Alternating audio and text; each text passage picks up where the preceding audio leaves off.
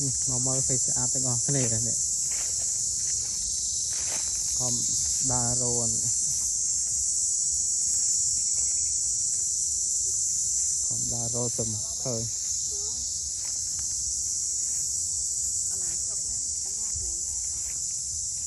nắng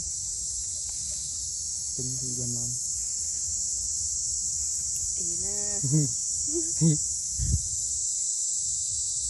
yên điệt nè cày ở yên này thấy ba ăn trâu mờ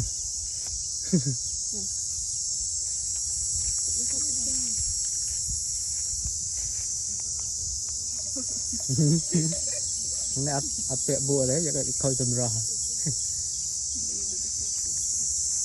khơi tùm rò giờ hành đi mở còi à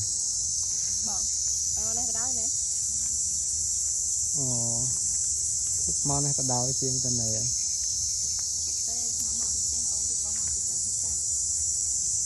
cả thế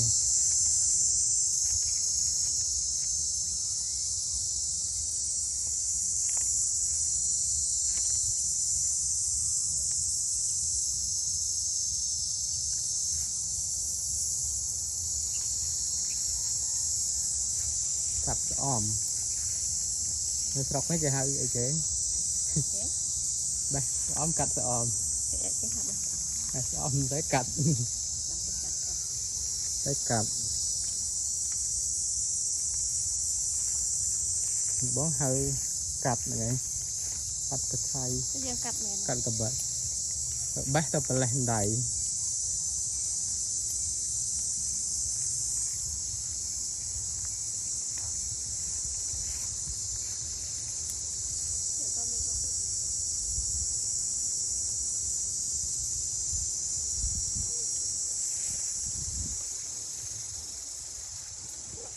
mày mà tao nói sai mày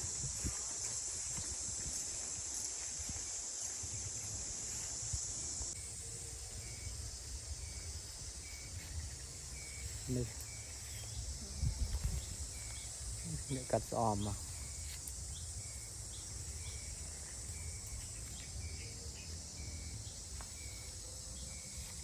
đài ót đài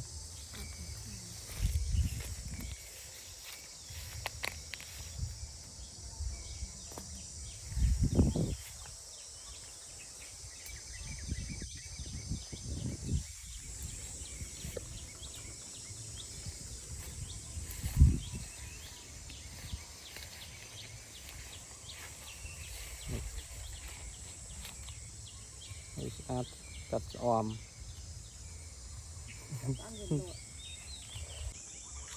ní mơ một bông pháo đôi khi ót này bông pháo này một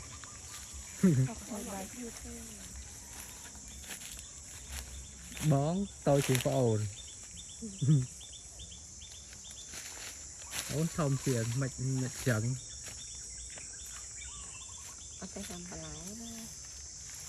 cái tính làm bà lái đó cái nhầm bà lái thì thiết ai riêng nhầm bà lái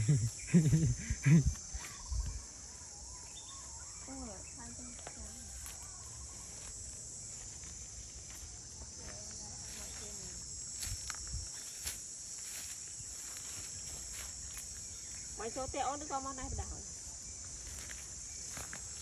vâng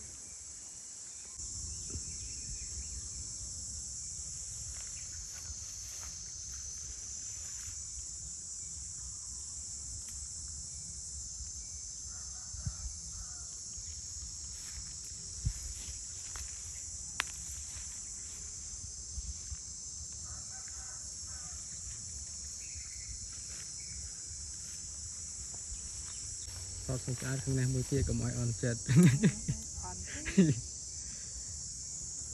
hồi khơi thì tôi tên bị phốp lâu rồi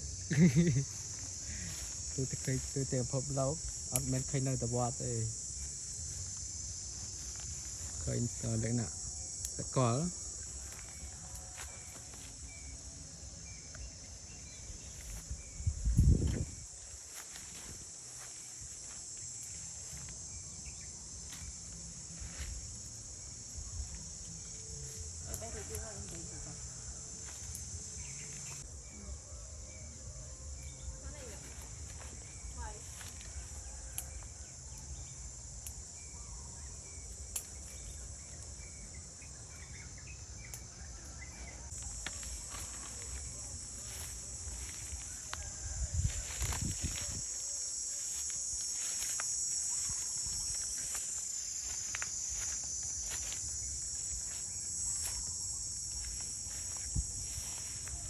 Mình lo thêm này.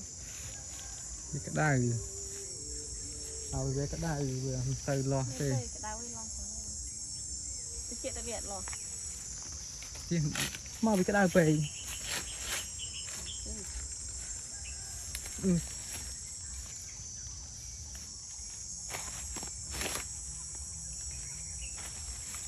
Mình sẽ thịt vào.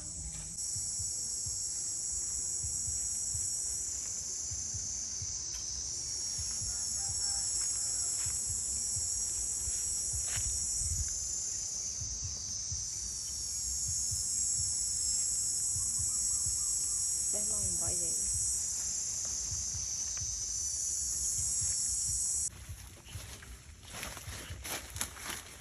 เจ็ดรูก็อย่างไรเยอะจังหวัดดาวเตยเว้ยเนี่ย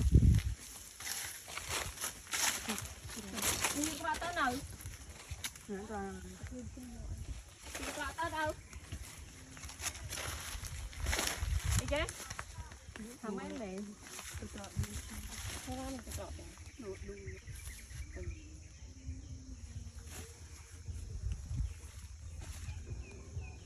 ต่อrồi nữaมันกัดให้จ่องcho mấy bờ bạch bắt đăng vào phần nào không mà cái thoa cái lon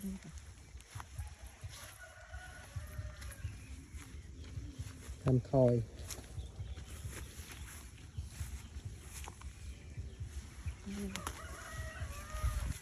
cho mong sọc ná này sọc ca đăng thằng đang sọc ca rồi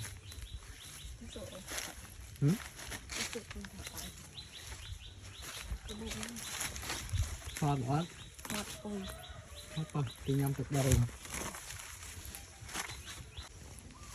mệt cạt ớt ớt ca đây bể cho này tao bay hay chẳng nhập đây à trong băng đẹp là đâu bậy ra nó